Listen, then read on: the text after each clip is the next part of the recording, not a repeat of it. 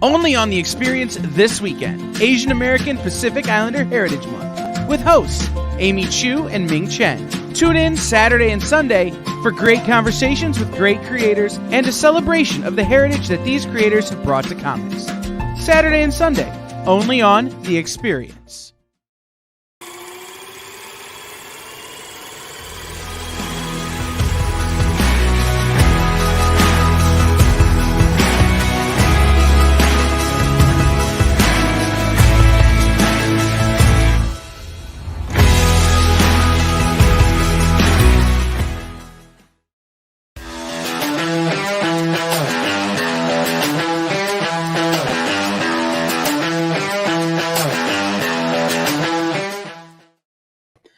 What's up, everybody? I am, as it says in the corner, Kyle the Hutt. This is in stores this week. I am joined, as always, by the man who earlier today called himself Gomer Pyle, but didn't quote Gomer Pyle's military rank of Private First Class. We have Dan Wickline. Shazam! Shazam, Sergeant Carter! Shazam! Golly! Jim Neighbors was the first impression I ever learned how to do. Nice. You're a little pixelated tonight. So are you. Not on my screen. I think my internet connection is just slow. That's what I'm thinking. Yeah, it's entirely possible. I am in the other room rendering out high concept video for another thing we're doing. So I may be pushing my network a little bit tonight. So just a little. Yeah. Just a little. Just a little. You know, if you're going to be Kyle the Hutt, shouldn't I be like Dan the Fett or something, or Dan Fett, or? That's up to you. I mean, Boba the Wickline, Django the Wickline, Django the Wickline. Yeah, that could work. Dando. There you go. Just Dando like Mando. Yeah, there we go. Hey, before we get rolling on the comics, I got to ask. We're pretty punchy. We are very punchy. What did you think of the Eternals trailer? I had very few thoughts about the Eternals trailer. What were those thoughts? I know very little about the Eternals. I go, hey, there's that guy from the Game of Thrones as the Black Knight, which we've only been warning about people now for 6 months. And then, oh, hey, that's Ajak. I know that character. And the rest of it was... but you watched Game of Thrones, right? No. Oh. Because there's two guys from Game of Thrones. Oh. There's two guys in there. I knew him only in that he was in Game of Thrones and that he's the Black Knight. Right. Like, had he not been the Black Knight, I wouldn't have even registered that he was the guy from Game of Thrones. Mm-hmm. Because I actually have a friend in this movie, and I didn't recognize him in the trailer. My friend Kumail is in the film, and I didn't recognize him in the trailer. Well, he got all swollen and stuff. Right. It's what I'm saying. Is like, I remember when he was nerdy, and, you know, I made him look puny, and now he could rip my head clean off my body. Yeah. I watched Stuber. Yeah. I saw him in Stuber. He was awesome. It was a fun movie. Seeing him now, it's like, dude. It's true, man. You know, it's an interesting concept. I don't know enough about the Eternals, and that's my one thought about the Eternals trailer, is that so often my problem, and we've discussed this at length, is that you hand me a bunch of characters for whom I know all things. Mm-hmm. You know, I have, you know, an encyclopedic knowledge of these characters sometimes. And then you tell a story that you name after a famous story about these characters. Yeah. And then you don't tell that story. Yes. That's why this is the perfect movie for you. Yes. I don't know enough about the Eternals. And the great thing about the trailer not revealing anything is that it doesn't give me anything to research. Yes. I don't know enough from that first trailer to be able to go out and buy books, go out and grab trades, go out and do anything that would enable me to learn the things I would normally know.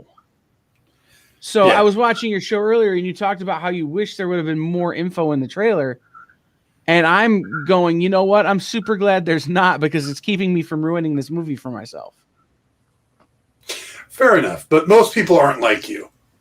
But it's true. I mean, most people weren't watching WandaVision going, gee, so we're not going to bring in Franklin Richards?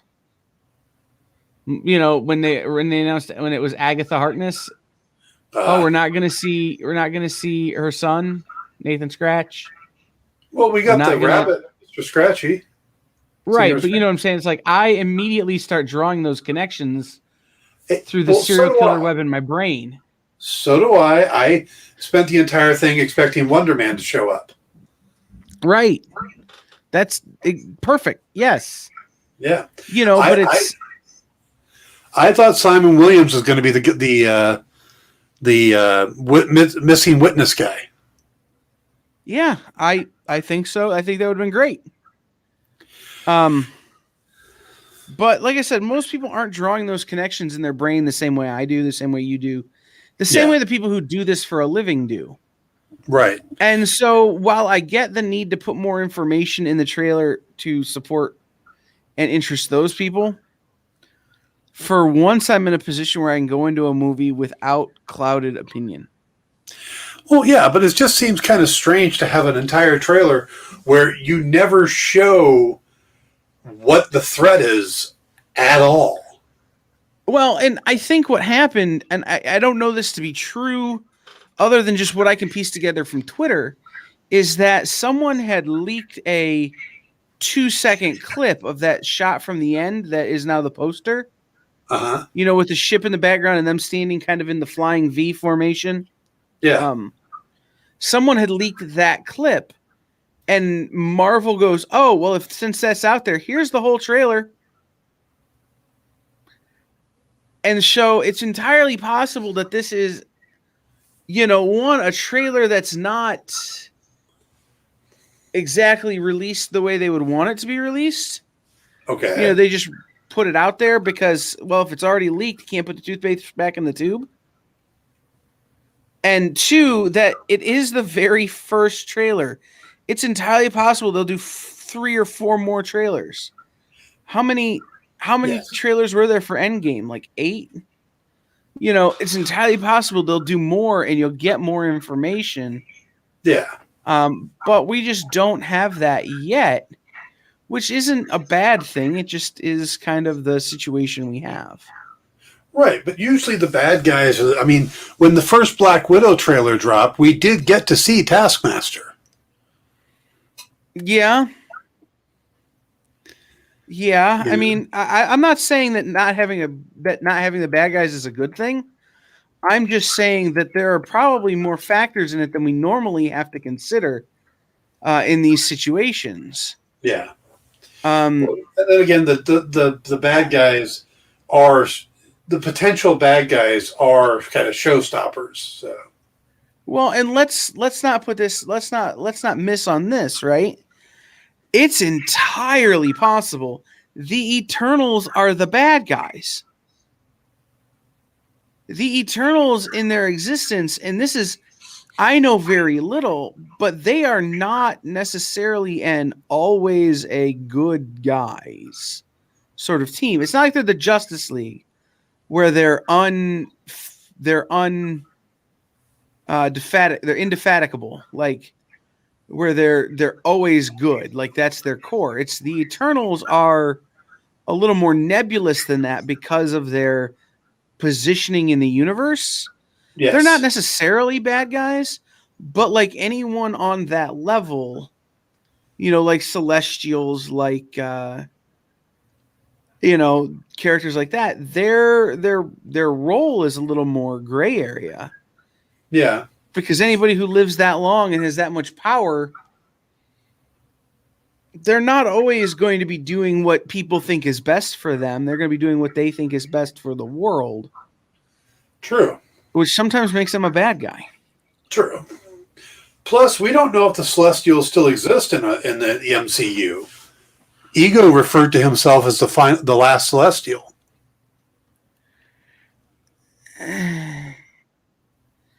But then what are the collector?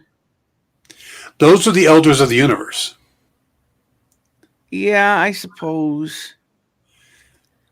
I don't think of Ego as a celestial, but he says he's a celestial. The celestials are like the head of nowhere was a celestial, the big, huge. Yeah. I'm just trying to think of other places where we would have seen them or seen allusion to them. And we saw them in the Guardians of the Galaxy in the flashback for the Power Stone. Right, but I'm trying to think of anywhere else in Marvel Cinematic where we might have seen even an allusion to them.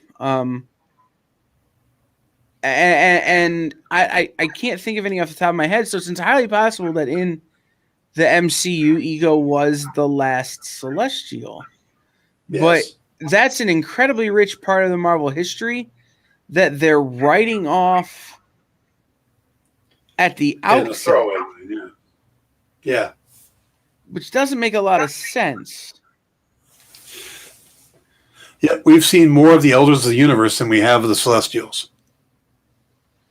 Which is weird. I know.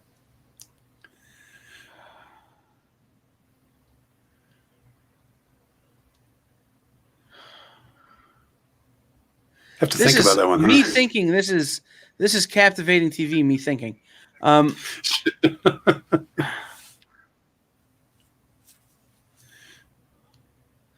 Yeah, I don't know. I mean, maybe that's the thing. Maybe it's the Eternals versus the Elders of the Universe because they're they're kind of the only things that play on the same level. Yep. Yeah, I mean, because looking at that trailer, we expect the Eternals to deal with two things: the Deviants and the Celestials. And Ego has said that he was the last Celestial. And we think he's dead. He might not be. Well, the other thing we don't know from the trailer is when the Eternals. I mean, it's entirely possible that the Eternals, much like Captain Marvel, takes place pre-Iron Man. True. You know, we know part of chronology. They're in Babylon. Which is 575 BC. Right. So the Celestials could very easily still be around. You don't know at what point Ego becomes the last Celestial and how Ego becomes the last Celestial. Maybe this is paying off that story arc. Maybe this movie explains, the Eternals wiped them out. Except for Ego. Yeah, that's possible. There's just so much you don't know, and that's fine because... Again, I know so little about them as a team that to speculate is even hard for me without just thinking about the few stories I know that Kirby could have stuck them on. Yeah. So, but we have a lot of new books this week to talk about. And I'm just gonna sit here and let my wheels spin while we do that. I guess I don't know because this is for real complicated in my brain. But before we get into those, I wanted to tell you guys something. This weekend here on The Experience is Asian American Pacific Islander Heritage Month, AAPI Heritage Month. Here, and we're having a celebration this weekend, hosted by Amy Chu, who you know as the writer of great stories like Red Sonja, and she just did a flash book at DC and other great things, and Ming Chen, who you know as Ming Chen from shows like Comic Book Men and Comic Book Men, but also every convention ever, it seems like. So they're hosting. We've got confirmed guests like Jay Lee and Larry Hama, Peter Nguyen, Joyce Chin, Janice Chang, Joe Eisma, and the Sikh Captain America, which is very interesting. And we are working on confirming Ron Lim, perhaps Jimmy Chung, and a couple of others. Be on the lookout for those announcements here on The Experience starting tomorrow. Nice. I hope you get Ron Lim. Love Ron. I do too. He's just got to double check. He has to double check with his agent, aka wife, I think, or he has to make sure he doesn't have any previous commitments. It's like Larry Hama goes, the whole family will be here. We may go antiquing. What time? And I sent him a bunch of times. He goes, if you give me that time, I can make sure I'm not antiquing. You got it, Larry Hama. So it's, we're working on bringing in some more great people. There's one big name that we've still got. We're still working up the guts to ask. But that'll happen sooner rather than later. Definitely sooner. Yeah, Dan knows who that person is, and he understands why it's taken a lot of guts to ask. So I don't know. He seems like a real sweet guy to me. So yeah, he is. But it's one of those. It's like, I'm not sure I could speak to him if I met him in person. Oh, yeah. See, I've sat across a poker table from him a couple times. So right, it's one of those things. Is that it's like when I met John Romita Jr. It took me a really long time to like. All right, deep breath. Don't freak out. It's John Romita Jr. It's on that kind of level, guys.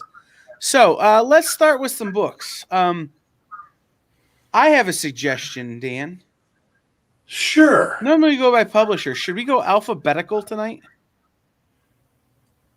Oh, you're going to make us think. No, I'm not. Let's go by publisher.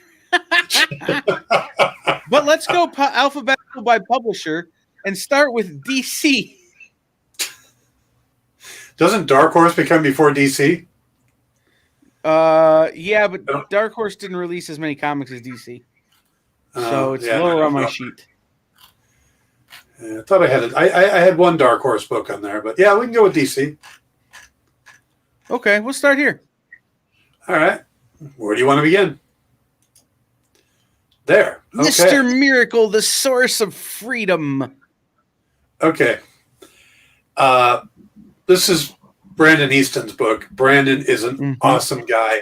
He's an awesome writer. Just pick up this book. I don't think anything else, I'll tell you more about it, but Brandon is just a great guy. So this is coming out of the DC Future State.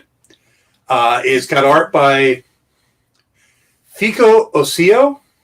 Mm-hmm. Thank you. I heard it as Osteo, but I'm not sure. Okay. Fico Osio, however he would like to pronounce it. And this is the story of how Shiloh Norman became Mr. Miracle of Tomorrow. The Mr. Miracle show used to be the hottest tickets in town, whether you caught him on stage escaping from perilous traps or spotted him on the streets of Metropolis taking out bad guys. What Shiloh Norman forgot is the first rule of show business and superheroing, always leave them wanting more. Now it's time to start showing the world what Miracle Man can do. Showbiz superhero rule number 2, timing is everything. There's a new performer in town who wants to knock Mr. Miracle off his pedestal and stake a claim to his famous moniker. Can Shiloh break free of the trap? Why, yes, that is a clue. Mr. Miracle is a great character created by Jack Kirby as part of his Fourth World. He's gone through some new changes, some iterations. This is actually a different person as Mr. Miracle. This is not Scott-Free. So, though I guess Scott-Free isn't technically Scott-Free because that wasn't his actual name. And part of his thing was finding his name. But this is a new 6-part miniseries that I'm greatly looking forward to. I love the cover on it. And, yeah, I think this should be the source of freedom. Yeah, that's a Yannick Paquette cover. And I like it, too. It's got a very pop art. Almost a Roy Lichtenstein style. Yeah. Coming out of it. I really like it. I'm not a giant Mr. Miracle fan. I'll be honest. I mean, in Jack Kirby's Fourth World, is one of those things that I've read because it's like required, but that it's not on my list of things to constantly be going back to. So, that said, this is an interesting place to jump in on this. Future State was weird. It was an odd time, and now to be visiting this story with Brandon Easton as a writer, you've got a weird kind of situation to put yourself into here, and I think it's a great time to pick it up. Yeah. Now he was doing the backup stories for Future State. I don't remember what book they were backup in, but he did the Mr. Miracle's backup stories. So he's carrying that character forward now. But I would love to get that as a poster or a print. Yes. Yeah, without the trade dress, that would look cool up on the wall. Right. I mean, he's also doing Truth and Justice, but they were the backup stories in Superman Worlds of War in Future State. Another book that's interesting coming out this week from another character that's not as mainstream as we might like her to be, Stargirl, right. Spring Break Special. Yeah. Now, Stargirl's getting really popular because she's got her show on the CW. This is kind of going back. I believe that, she's created by Jeff Johns. Part of it is an homage to his late sister.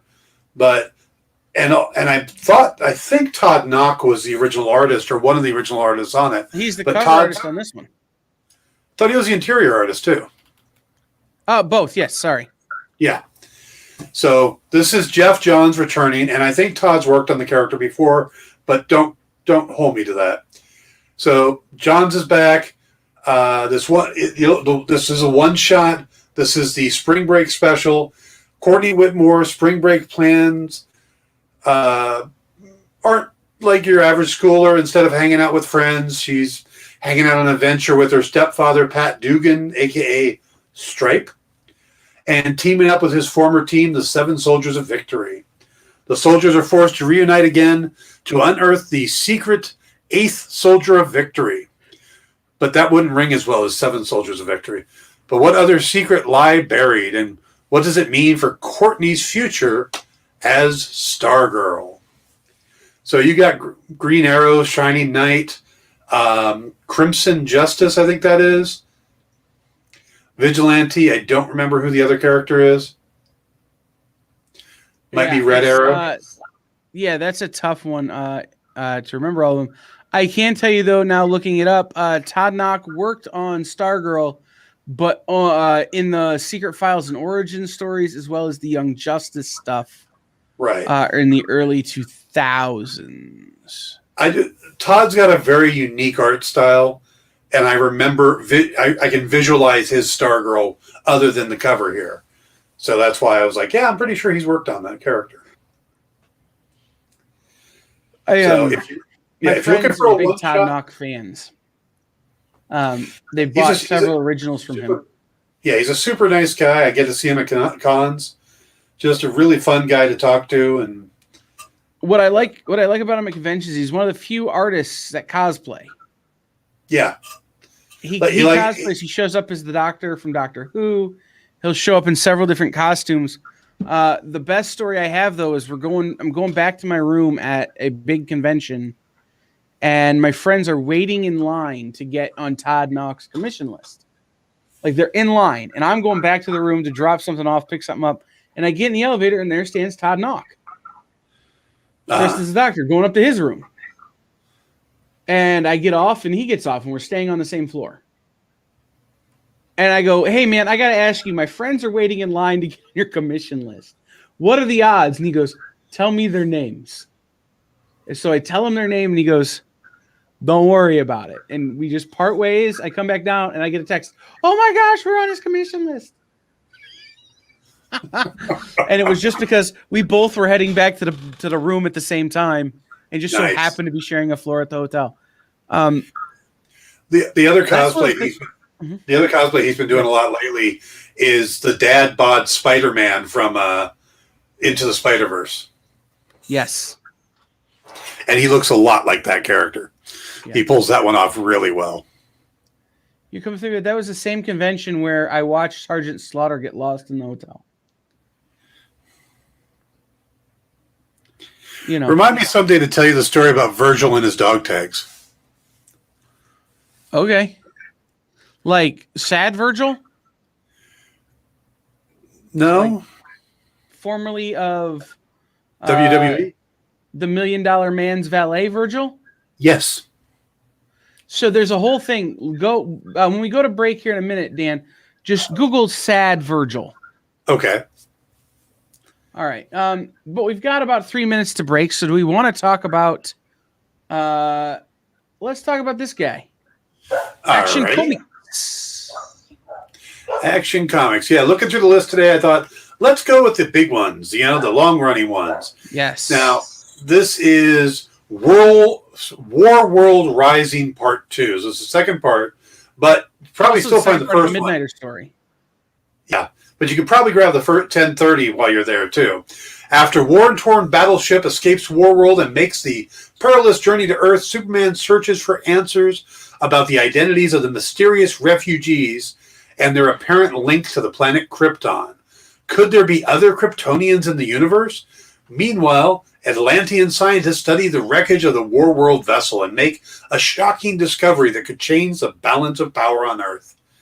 And in the backup story, stuck in the wrong timeline, Midnighter comes to gather intel on Chrysalis in hopes of finding an answer. But will it cost him his relationship with Apollo? And who is being held captive at Trojan Solutions? Written by Becky Cloonan, Philip Kennedy Johnson, and Michael Conrad. Art by Michael Avon Omig, Daniel Semper, and cover by Mikel Janin.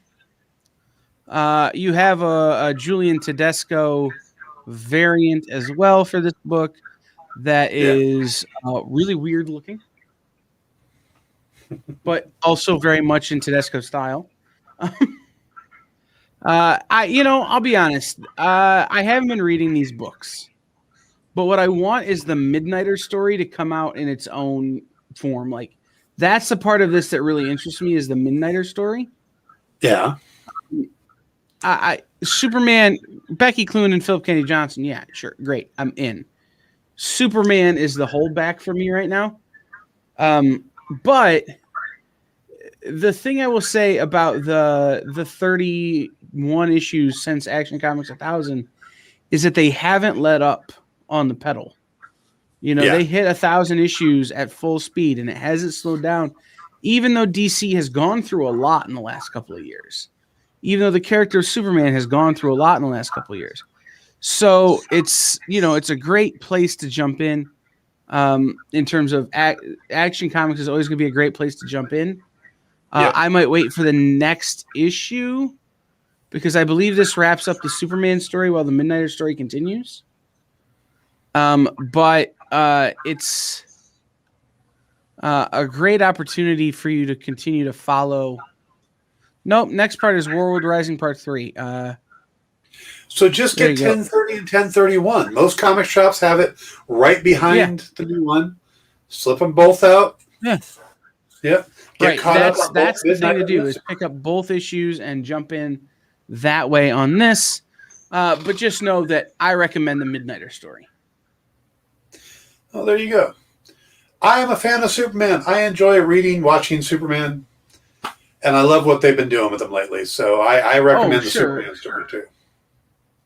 My thing is I got to limit the number of superheroes with their underwear on the outside. Well, the second Superman back there doesn't have that. Right. I understand. Which is why I'm going, wait, why are there two? Where's the other one's underwear? What happened? I believe that's the son. It is. Yeah. It's Johnny, but... It's all a father and son. So let's do this. Let's take a quick break. We'll be back in just a couple minutes to wrap up our DC books, including. Sad Virgil. I have to Google Sad Virgil. Yes, you have to Google Sad Virgil. We'll talk about our DC books, including the 2 DC books I'm most excited for this week, and we will be back in just a moment.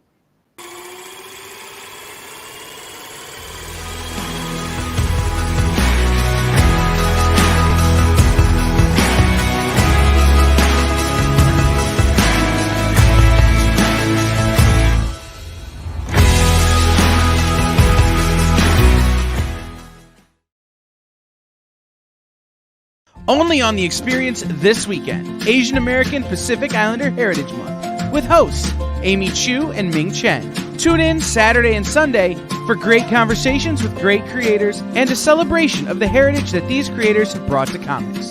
Saturday and Sunday, only on The Experience.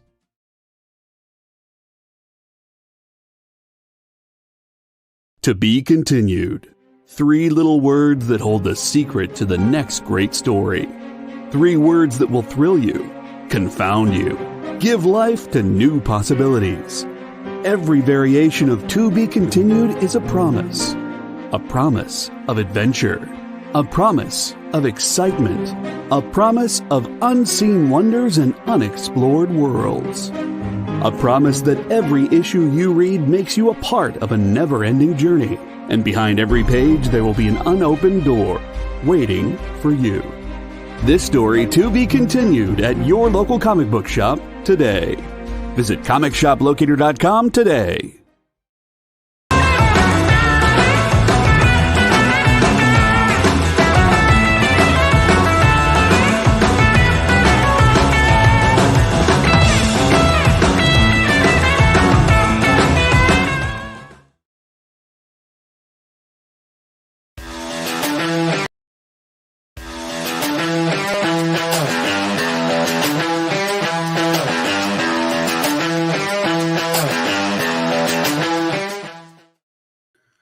Welcome back, everybody. It's me, it's Kyle. Welcome back into In Stores this week. I am joined once again by Dan Wickline, who will be back in just a second. But I want to remind you guys, head over to comicshoppingexperience.com. Get signed up for our mailing list.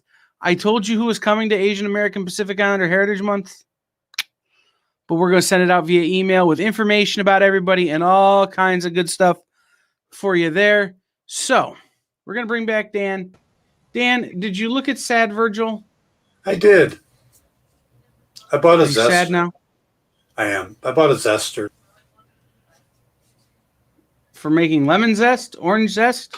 Orange zest. I'm going to try it tomorrow night. I'm going to try to make orange zest beef. So let me give you a little pro tip. Okay.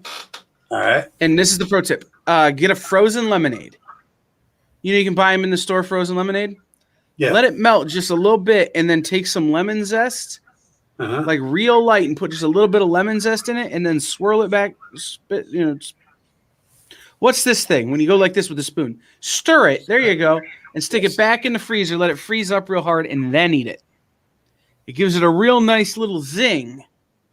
Yeah, that zest got some good flavor in it. Yeah, but this is for orange. I'll be using it for orange zest. But yeah, that sounds like a good idea. There's a place in just outside of Columbus, Ohio, called Rita's Italian Ices and Frozen Custard. Rita's is the best Italian ices I've ever gotten out of, like, not in New York or Philadelphia or one of those, places with a real Italian community. Yeah. You get much better there. But this is the best I've ever found in the Midwest, and that's what they do is they put a little bit of lemon zest, not very much, real little bit of lemon zest in their lemon ices. And it really does bring out the best in it. Very cool.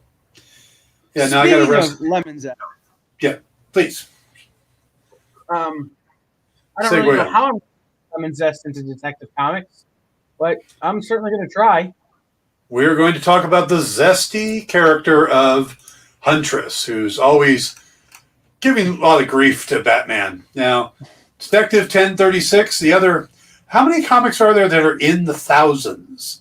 I think it's action and detective, right? That's it? Yes. Flash is coming up on it very quickly. Okay. So this is Mariko Tamaki and Clayton Henry, and it's Batman versus Huntress. So they're actually going to be going after each other. The Dark Knight is delving into the mystery of Sarah Worth, her murder, and the only witness who truly knows what happened that fateful evening is Batman's only hope to clear his name. But another hunter is stalking the mysterious killer plaguing the city, and Huntress has also set her sights on Bruce Wayne. Now, the Violet Vengeance of Gotham unleashes the Violet Vengeance of Gotham. Is that really what they're calling Huntress now? unleashes holy hell on Batman and his trouble brews above and below the city streets. In the backup story, Huntress and the Hunted zeroes in on Gotham, owns Violet Vengeance. Oh, okay, there's somebody called Violet Vengeance. In the previous chapter, her world was rocked by the gruesome murder of a dear friend, but there's more to this sincere scene than meets the eye. Sinister scene. There really is somebody called the Violet Vengeance? Yeah. But there's no proof that it isn't Huntress. Which would make sense. Or that it's not a Huntress copycat. Yeah.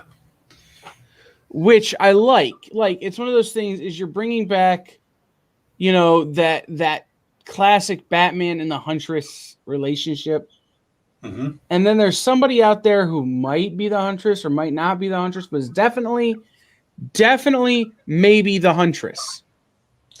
Okay, so I am picking up the right vibe there. Okay. That it gets all sorts of twisty-turny. Yeah. And it's been a really fun kind of psychological read. Mariko Tamaki, who writes it, has done a really good job of making my brain all jumbled. And generally, I have to lie down after reading this book. The last few issues of Detective, I've had to have a lie down after so that my brain can descramble. Yeah. But I will also say that Clayton Henry and Dan Mora on art do a phenomenal job of telling the story, both in the traditional first story with the neighborhood story with Sarah Worth and Violet Vengeance there, and then turning around and doing the art in Huntress and the Hunted. The art feels similar. The book feels tight. It feels cohesive, and I really like it. I like this. I haven't been following this book, but I'm going to probably pick it up because I like the design on the Huntress there.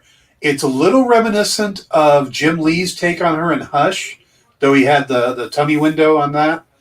But also it kind of feels a bit like the version we saw in the live-action Birds of Prey movie.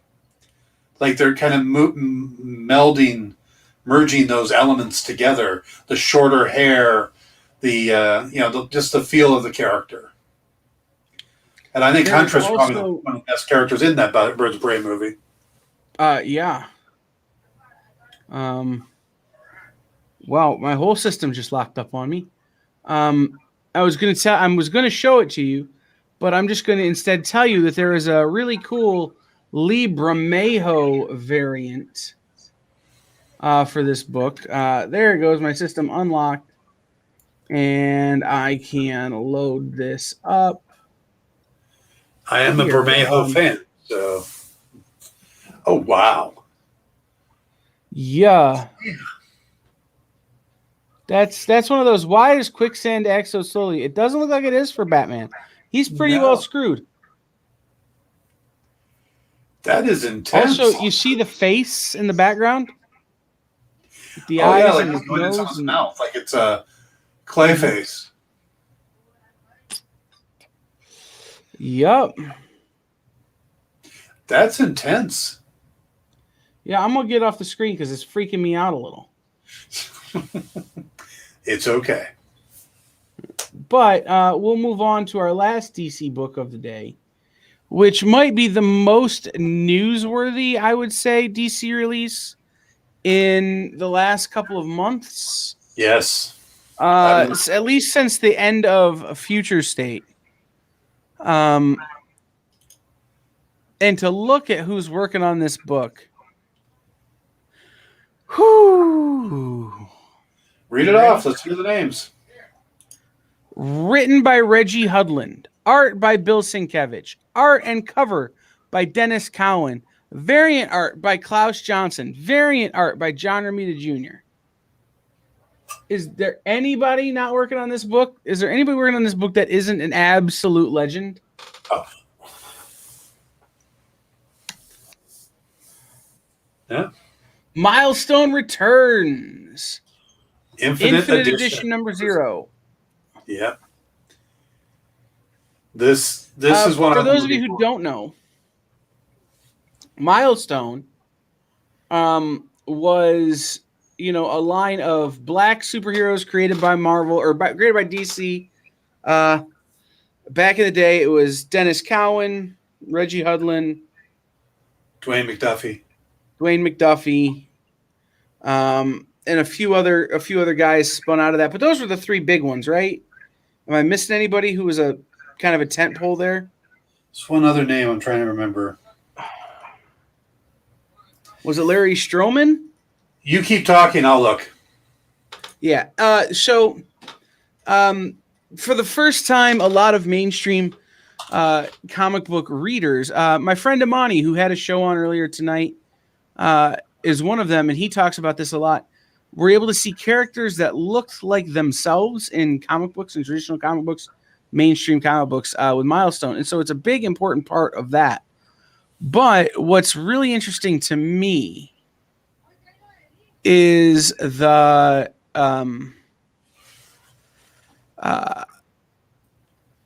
fervor around these characters still to this day. The books are going for more and more money on the collectible market. The people love these characters still to this day. And the thing that makes it interesting is that you see a lot of stuff like this come out in the late 90s, mid to late 90s when these things hit. And the fervor goes away after a while. This has never died down. And after having read the books, I can see why. But now to have it come back and to tell new stories in this Milestone universe is very... I'm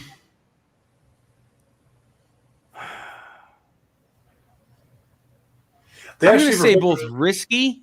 Yeah, they refer to it as the Dakota verse. Yeah.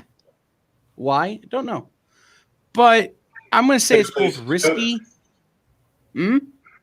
Takes place in the Midwestern city of Dakota. Well, there you go. But I'm going to say it's risky to do this, but it's also incredibly smart. Yeah. It's the right time for this kind of book. The founders were Dwayne McDuffie, Dennis Cowan, Michael Davis, who's the name I was trying to remember, and Derek T. Dingle. But Christopher Priest was actually in on the original planning of all of this as well. Yes, Chris Priest was the name I was thinking of. Yeah. So this is at last it's the return of the legendary Milestone Comics.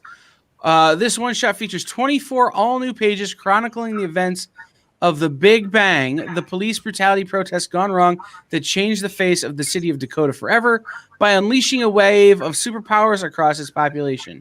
As the world watches, a bullied teenager will become a hero known as Static.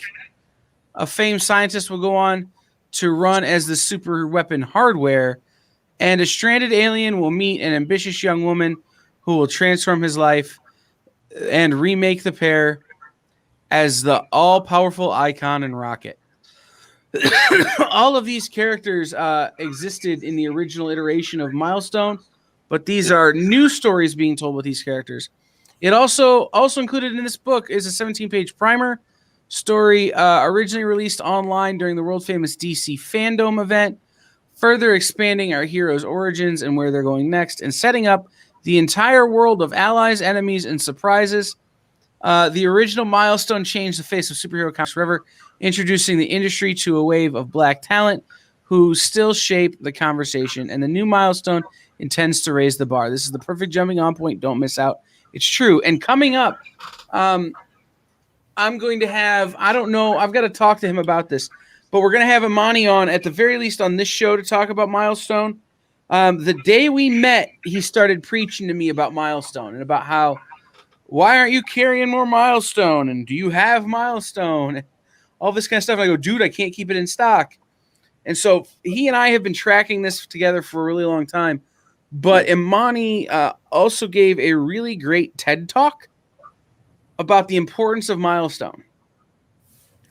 And so I would like to have him on to talk about that as well. But we're working on that. Maybe when Static releases, when is that? Is that next week or 2 weeks from now? I don't know the schedule, but yeah. What do you think about the revisit of Milestone, Dan? I'm excited for it. I remember when the books originally came out. I was 23 when they first hit, and new comic stuff was, I mean, I loved Marvel and DC, but anytime there was a new universe being introduced, I would jump on it because I loved getting in the ground floor. When the new universe launched for Marvel, I was picking those up. When Image started, I was picking those up. When Dark Horse tried to do their X-Verse, so when Milestone came out, I was picking those books up, and they had a real unique feel to them. That the art, the style, the writing, but it was really good, and it was like nothing else that was on the market at the time. They were really sharp. They were well written. It was great art, and it was really unique characters. And I really was getting into it and enjoying them. And so I'm excited to see these characters come back. I loved Icon. I loved Heart. I never got much into Static, but Hardware and Icon were the ones that really caught my attention. I'm trying to find the release schedule here, and they don't quite have it lined out yet, but it's coming.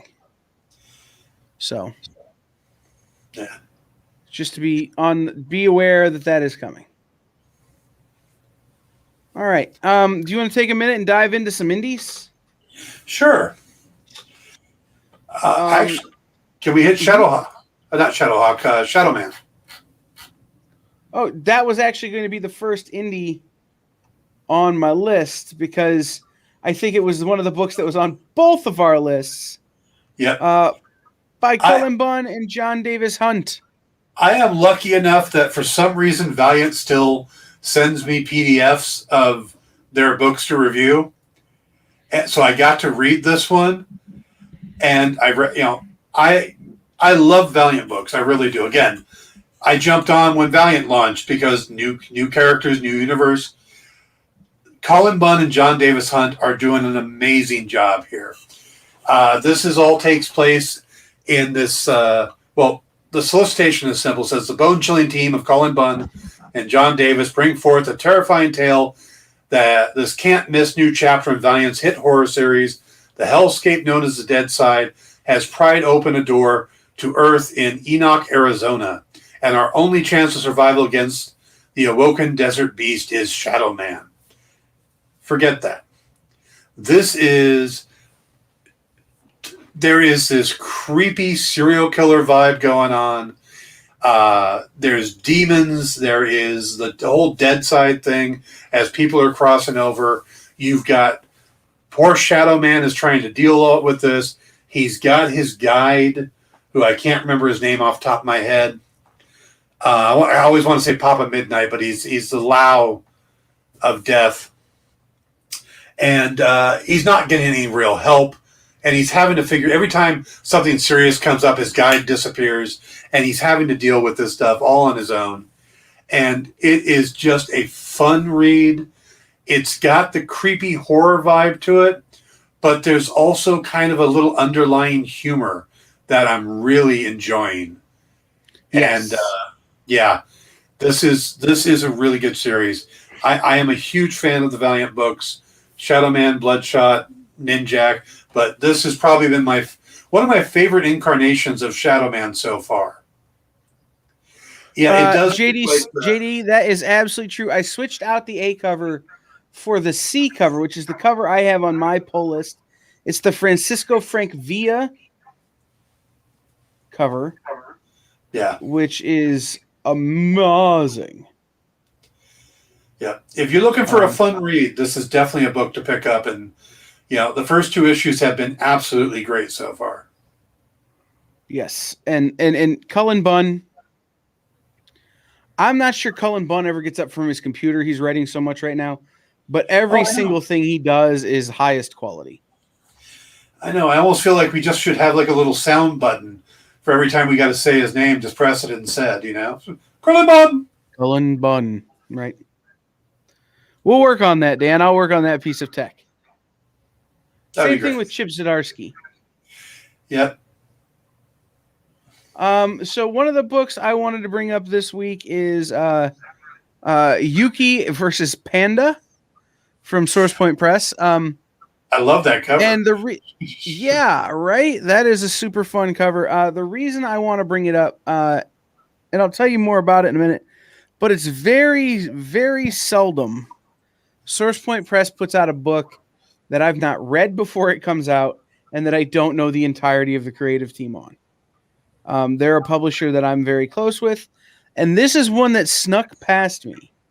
So I'm incredibly intrigued as to how that happened and about what this book is. But 10 years after a freak incident at the zoo, Yuki finds herself attending a prestigious college on the road to success, unaware that a panda bear from that fateful day has been hunting her down to exact bloody revenge.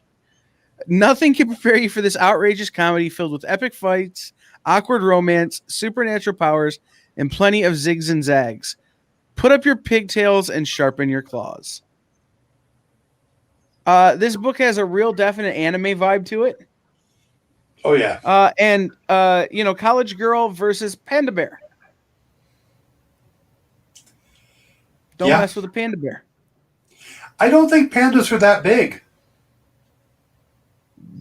I don't want to find out, Dan. No, I don't want to see a panda that big either. That's what I'm saying. Well, I mean, that panda's got abs. Yeah. I prefer when they're like more docile and they've eaten too much. Yeah. Yeah. That's pretty interesting. Okay, got to tell you. Yeah, no, I'm very into that just because, again, it's one of those that it somehow missed me in all the ways that normally Source Point books don't. So the other book I wanted to bring up again, and we talked about the first one, 20 Fists, number 2. This is basically Fight Club meets The Outsiders meets The Jets and the Sharks. When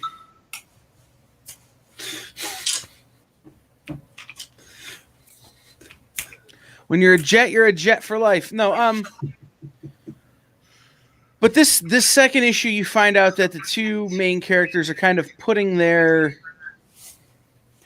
worlds aside. They're putting they've been trying to talk through it. They've been trying to deal with this beef. They're kind of putting that down, and the rumble is here. So it's the end of The Outsiders. Stay gold, pony boy. Kind of let's buck up and do this here. I like the first issue. I think Frankie White is a great writer with a lot of talent that maybe people don't necessarily know about yet. But I think this is a book to keep an eye on. It is only a 3-part series, so this is the middle of the book. This is your peak. This is where you should see your kind of climactic peak, and issue 3 should wrap up. But we don't know, so we'll see very soon in 20 Fists. Hey, Kyle. If somebody was sitting at home right now watching this and wanted to follow us, maybe know the schedule, know the upcoming guests and stuff, is there any place they could go for that? I don't know. Is there? Don't I we have feel a like website? I should know the answer to that question, as it's kind of my job. But I just drew a complete and absolute blank on everything that isn't remembering the premise of this next book I wanted to talk about. Don't we have a website that people could go and join our mailing list? Oh, yeah. comicshoppingexperience.com. Go and join the mailing list. But really, follow us on Insta at @the_EXP1. Yeah. And follow us on Insta.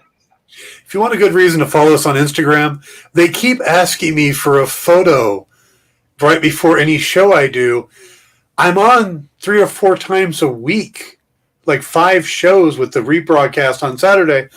And I'm by myself here. They keep wanting new photos. So now I'm just trying to get more and more bizarre. How bizarre photos can... The current one I just gave them has me wearing a steampunk eye patch.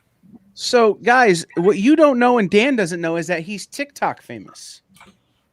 Dan's TikTok about his favorite Marvel character is our first TikTok with over 500 views. Oh, my God. By comparison, my TikTok, and I make TikToks kind of regular, got 13.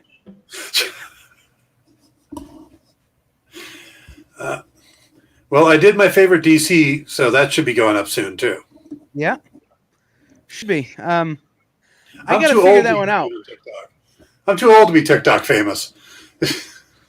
Well, you know what people like? They like your voice. Wow. One of my videos on my channel, someone quoted that I had a very creepy and serene voice. And I sound like I might be Lex Luthor himself. That's maybe the best compliment I've ever heard. Yeah, it's like, okay. So animation casting people, give me a call. Yeah, right. But yeah, follow us on TikTok, follow us on Instagram. We'll be right back. We're gonna take a quick break, come back, hit a few more indies, and then move over to Marvel. Yep. Stick around. Or through or whatever.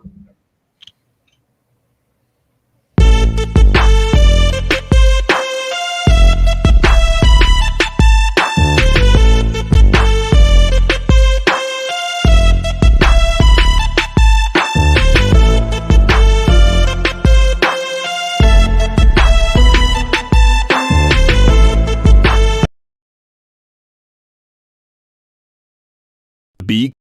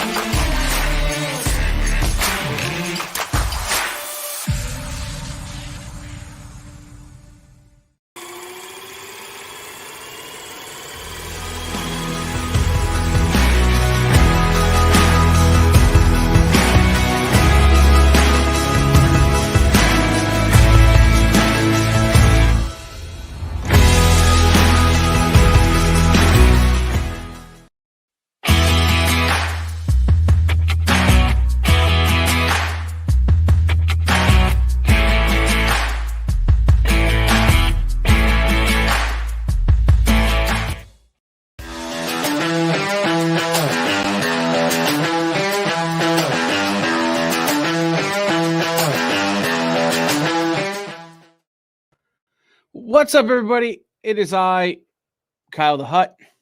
I'll be rejoined by what did we decide? The Dando in just a minute. The Dandalorian. Here in just a minute. Now I just feel like, Dan, you've just named your DeLorean after me or after yourself, which is just not good. We got to come up with something else. Anyhow, guys, this weekend is Asian American Pacific Islander Heritage Month here on The Experience. Saturday starting at noon, Sunday starting at 1. Tune in.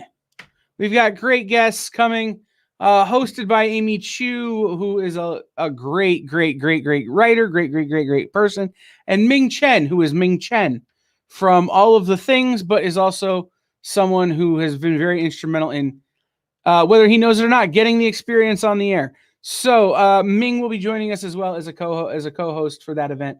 Make sure you tune in and make sure you head over and follow us Get signed up for our mailing list.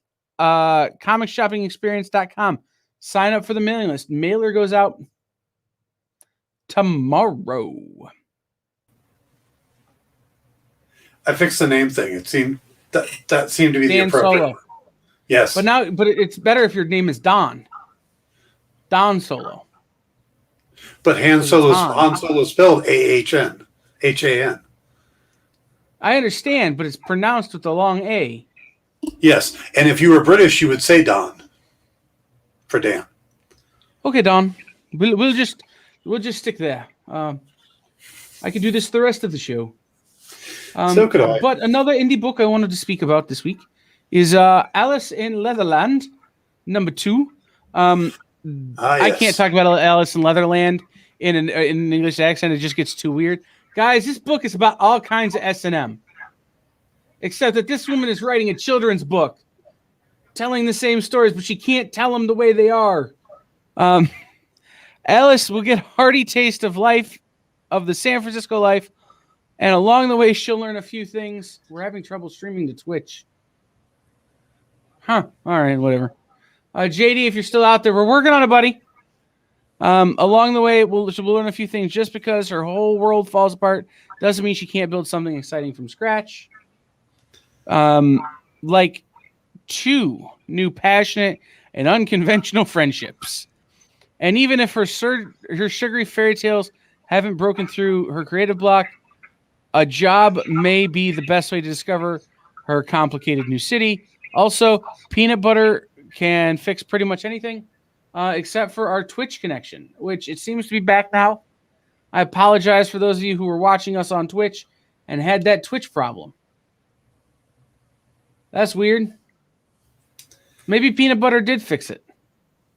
I think Twitch doesn't like that image because of the thing underneath the top, the second thing by her elbow. A brassiere? Oh, the other thing. Yes, the other thing. The brassiere, Yeah, we'll take the it. bra is fine. I didn't notice what that was, but we'll take that down. Alice in Leatherland, guys. It's a wild book. Wild book. Aye. Okay. An indie book. I can't believe I'm calling this an indie book. I shouldn't. I'm gonna go stand in the corner. Maybe the greatest, most popular independent comic of all time. You want to take a stab at what I'm talking about, Dan? Hellboy. No. Vanilla Ice wasn't in that one. Oh. TMNT The Last Ronin, number 3, comes out 2 months. Mm-hmm. Kevin and Peter, you're killing me. 2 months after the last one. They wanted you to savor the last one. I had to wait so long. But the anticipation. Think of Dr. Frankenfurter. The anticipation is literally giving me an ulcer. Well, you can't say they didn't give you anything. You can't say they didn't give you anything. That's fair. So, guys, the thing you need to know about Last Ronin is that it's legit, not a linear story. And why is issue 1 the cover for issue 3? To confuse you.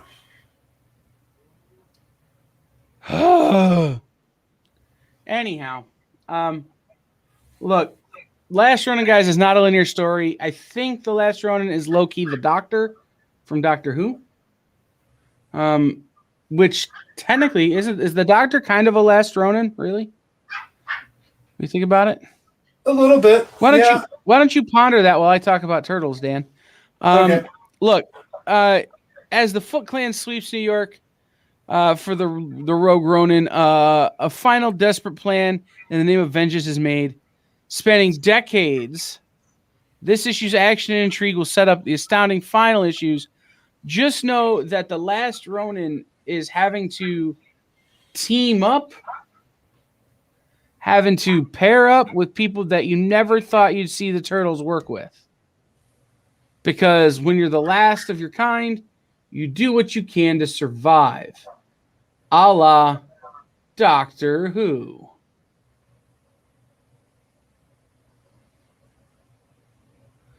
I broke your brain, didn't I, Dan? Oh no, I was contemplating. Yeah, I think Doctor Who would be the last Ronin.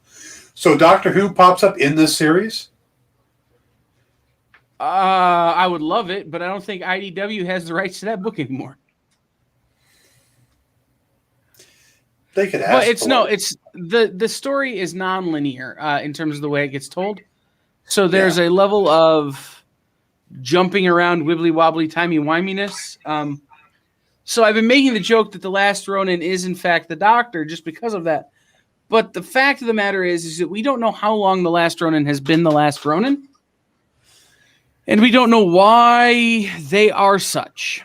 So this is kind of starting to explain that thing, and it's the Foot Clan. So you never thought the Foot Clan would beat the Turtles, but sure seems like it. And why is that the case? So that's what's interesting about this book to me. In the end, it's my favorite writing that has happened on the Turtles in 5 or 6 years. Wow.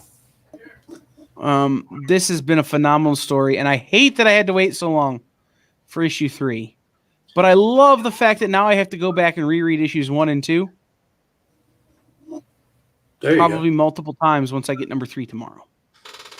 Which, just for those of you out there, just know that, that guy you complain about who buys all the variants at your store for this book? I am that guy, and I have something like 7 different covers of this book coming. Who complains about people spending money? No, the people who can't get them because I bought them. Oh. So yeah, a variant order. Well, when it comes to the Turtles, I tell my local store, I want every cover. If you have to jump up to get a really high ratio variant, call me. But I'm probably going to tell you to do it, and then I'll buy the copies. So, like, for the first one, I bought 100 copies. So I can get the 1 in 100 variant. I'm sorry, you bought 100 copies of The Last Ronin?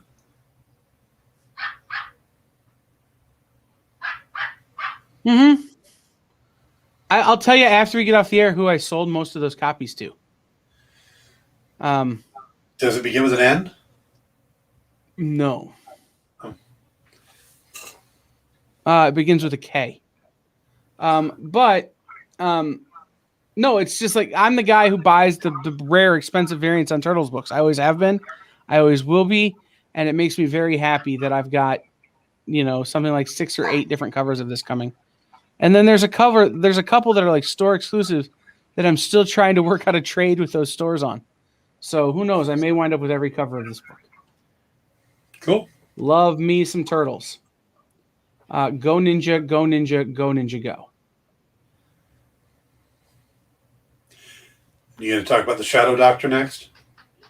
I wasn't planning on it, but I clicked on it so we can. You teased Shadow it. Doctor, number 4. This series is coming to an end. I don't know how many more issues it is. It's either this is the end, or there are 2 more. But the story of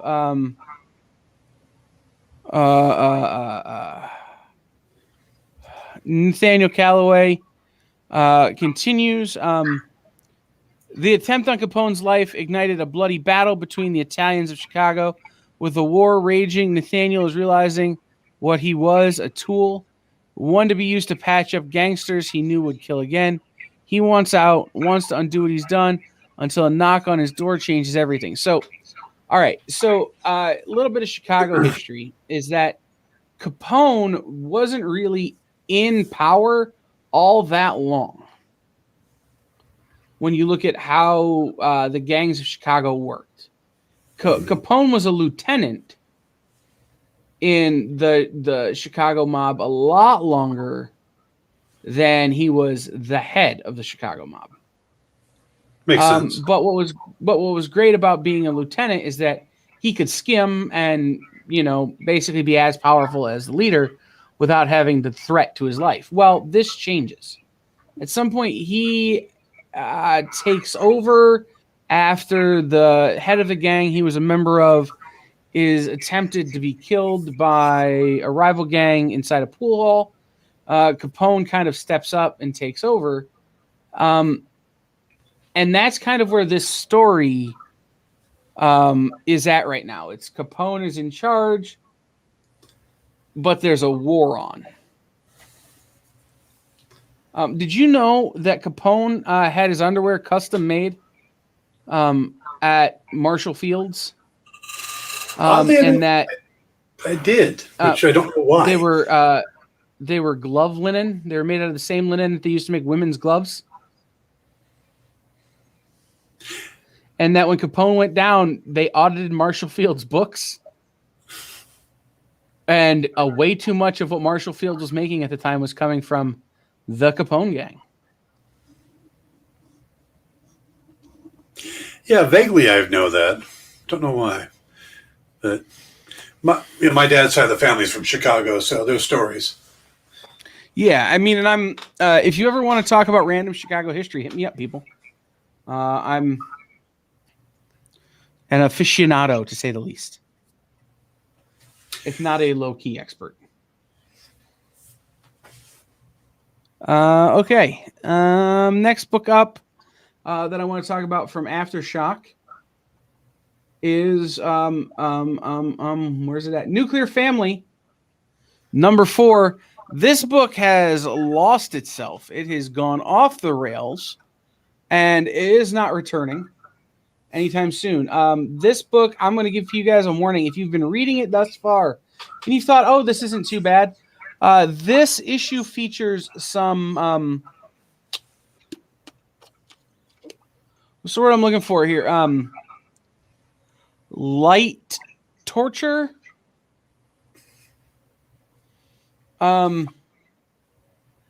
Basically, you're in an alternate reality where the Cold War didn't just end up with a lot of talking, and it ended up with the mutually assured destruction kind of thing happening. But this family that has managed to survive the nuclear fallout and not be subject to a lot of what has happened gets captured by the military that believes they are spies.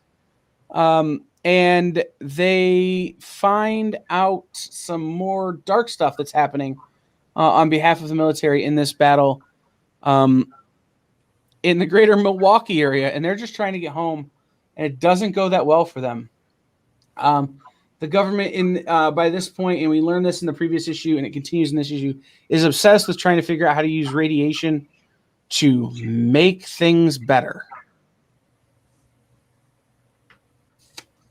They're in the low-key torture. Okay. Or light torture. And then I'm gonna hit this one too. This is the Girls of Dimension 13, number 2. The Girls of Dimension 13. We learned in the first issue is essentially a portal to another dimension opens, and these girls are tricked into entering it. And they're being kind of led by the dog that they were hired to dog sit, who is also secretly a wizard. To master the mystical skills that these girls already have and they didn't know they had. Then it all starts to come apart. And it gets crazy. So I would just pick up issue 1. It'll explain a lot of issue 2. If you haven't read issue 1, issue 2 is going to make very, very little sense. But just know that there's a wizard dog. There you go. Wizard dog and Brett Blevins art. There's a reason to buy it. Mm-hmm. And then can I talk about one more? I've got one, maybe 2 more before we switch over to Image, Dan. All right. Are you good with that? Sure. The Blue Flame by Chris Cantwell. This is Volt's first real foray into superhero books. But the big thing you need to know about this book is it's written by Chris Cantwell. Do you know what else Chris Cantwell is writing? What? The Paper Girls TV show. He's the showrunner. Cool. So, probably pretty good at it. Maybe a little. You know, as writer, he's probably pretty good at the words. If you're, Blue Flame is the Blue Flame is a cosmic hero. The Blue Flame is a DIY vigilante that fights crime in the streets of Milwaukee. What is it with Milwaukee this week? Nuclear Family and Blue Flame, both Milwaukee. Isn't that where Laverne and Shirley are from? Yes. And the Cunninghams from Happy Days? Yes. Maybe the Blue Flame is the Fonz. Think about that. The Blue Flame is a blue-collar HVAC repairman named Sam Brossman. I guess he's not Arthur Fonzarelli. And in the wake of a horrific tragedy, the boundaries of the Blue Flame's identity blur even further. Now, before a universal trial, the Blue Flame must prove that humanity is worth saving. But in order to do that, Sam Brossman must save himself. Can he? So it's Christopher Cantwell writing, who, again, is the showrunner on Paper Girls. K. Michael Russell art. Adam Gorham art.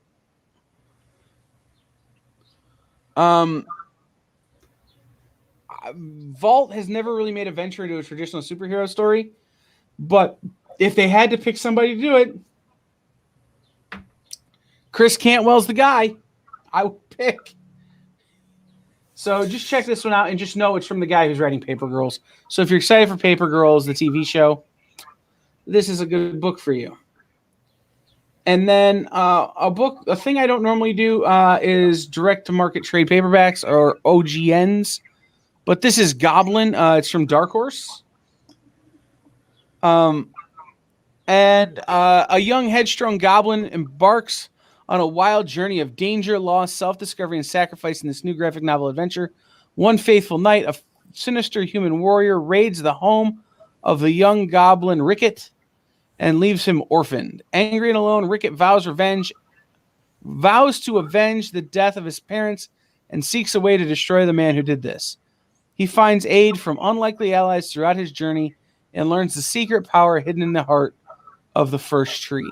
Will Ricket survive the trials that await him on his perilous journey to the first tree? And is Ricket truly prepared for what he may find there?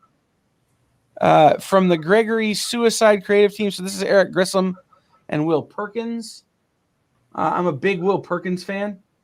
Mm-hmm. And you can see the art. It has a definitely like Miyazaki vibes. Yeah, I'm picking in the that cover up. art. And the whole book is like that. Sometimes it is the dark that burns brightest is the tagline. This book is so cute. And it's got such a dark but uplifting vibe that it's a very interesting story, I think, to be visiting in. So I'm interested in seeing. And again, I like Will Perkins' art. You may know Will Perkins from he did Planet Gigantic at Action Lab. Gregory Suicide, which came out. And then a book that I know only because I found it at a convention called Father Robot. So I'm a real big fan of Will Perkins. But he's been incredibly indie, and this is his first work kind of at a bigger sort of publishing house. They're at Dark Horse. So cool. All right, you want to switch over to where you want to go, Dan? You drive. Let's take a look at the list here. Well, since you did Dark Horse, why don't we go to The Witcher? Okay. Give me a second. Okay. Did I not download the Witcher cover? No, that's not it. No, that's not it. Maybe I didn't grab the Witcher cover. Give me a second here. Okay. Oh, I did grab the Witcher cover. There it is. This is a new Witcher series, so if you're looking to jump on point, it's the first of 4 issues. This is Witch's Lament, and it's Bartosz I'm going to say Zybor. Yeah, Zybor. Bartosz Zybor and Vanessa Del Rey. And I'm going to read the solicitation, but there isn't much to it. It just says, flames rise as a witch is burned at the stake. Geralt searches for his next job. Disturbing images of fatal persecution appear before him, bringing an ominous warning. So it sounds like this witch is being burned at the stake, and she mentally reaches out to Geralt of Rivia. Now, if you are a Witcher fan, whether it's through the video games, the TV series with some guy named Henry Cavill, or through the novels themselves, which if you haven't read the novels, they are well worth reading. There is a lot more humor in it than I ever expected. But The Witcher is a great series. I have some of the earlier trades that Dark Horse has done, so I'm really looking forward to this. Anything that expands on The Witcher's universe, I am definitely all for. And so any new Witcher story, and this is a new one, but this will deal with witches, and they haven't done a lot with the witches. You've got the characters, but from a standpoint, it's always been, I can't think of the name of the character. Yelena. Yeah. But I honestly don't know. I'm going to be real honest with you. I never played the video games. I watched episode 1 of the show and said, I'll come back to it. And forgot. If you I'm excited watched for this series, and because it gives me a reason to jump back in on all of it. Yeah. If you haven't watched the Netflix series yet, I'm going to give you the one sentence that will make the show work better for you. Mm-hmm. The characters are not on the same timeline. So, interesting thing, Dan, you'll know this about me. I have an affinity for Aaron Sorkin. Uh-huh. As do the I. showrunner of the Witcher TV show is a woman named Lauren Schmidt Hissrich, who is married to Michael Hissrich, who was the line producer on The West Wing. Lauren Schmidt, before she was married to Michael Hissrich, was a writer and story editor and researcher on The West Wing. They met on The West Wing and got married. The Josh and Donna storyline late in the series, season 6 and 7, based on their life. Very cool. So Lauren Schmidt was also the head writer on Daredevil and the Defenders, as well as Umbrella Academy, and she's the showrunner on Witcher. Yes. But yeah, she got her start on The West Wing, and she got her start as an intern who came in to answer phones. The Witcher TV series is a great TV series. They're getting ready to release season 2. The filming has already been complete. Henry Cavill seems to be taking his sword over to play Highlander next. So, but this is a great universe to jump in on. And again, you got the video games, you got the novels, you got the comics, and you've got the TV series on Netflix. You should definitely be checking this out. And I just, because I had to click on her name, I just found out more about Lauren Schmidt Hissrich. Like, she's from Westerville, Ohio, which is, I was there this weekend visiting a comic book store. Nice. Mm-hmm. Maybe you should get her on the show. We can talk all things Witcher and West Wing and other shows. I don't want to talk to her about The Witcher. I want to talk to her about the West Wing and Daredevil and the Defenders. But okay. Yep. Okay. Do we have anything else from Dark Horse? I see 2 titles. That's the only Dark Horse I had. Yes. So let's hop over to how about IDW? All right. We already talked about The Last Ronin, but there is a War Amongst the Stars that comes to us from IDW. Star Wars Adventures, The Weapon of the Jedi, Let me guess. It's a blaster rifle. No, it's a pair of nunchucks. So close. Yeah. Star Wars Adventures, Weapons of Jedi #1. It's Jason Fry and Rory Coleman. And the Rebel Alliance has destroyed the Empire's dreaded Death Star.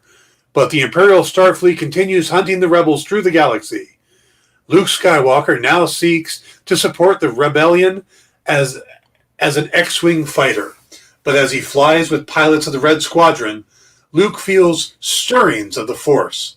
And this farm boy turned fighter pilot begins to suspect that his destiny lies along a different path. You mean joining Red 5?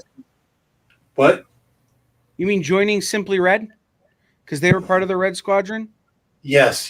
Joining Simply Red, Red Wine. That, yeah. That's UB40. Yeah, I know.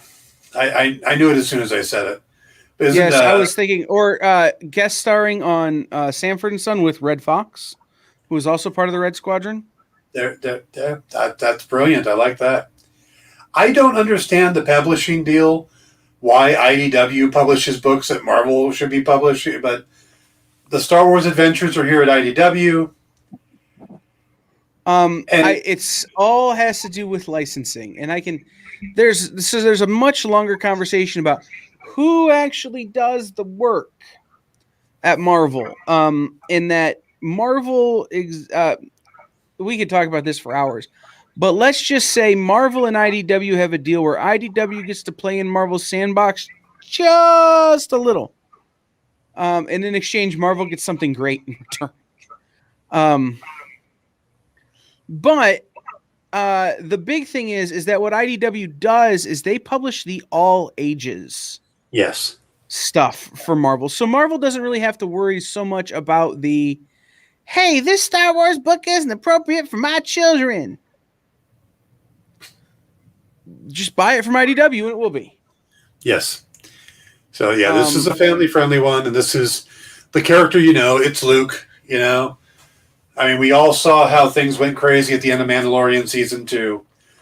Even my mother, 78 years old, sat down to finally watch Mandalorian recently, was watching that final episode and went, oh my God, it's Luke. Spoilers. If you haven't seen Mandalorian yet 6 months later, come on.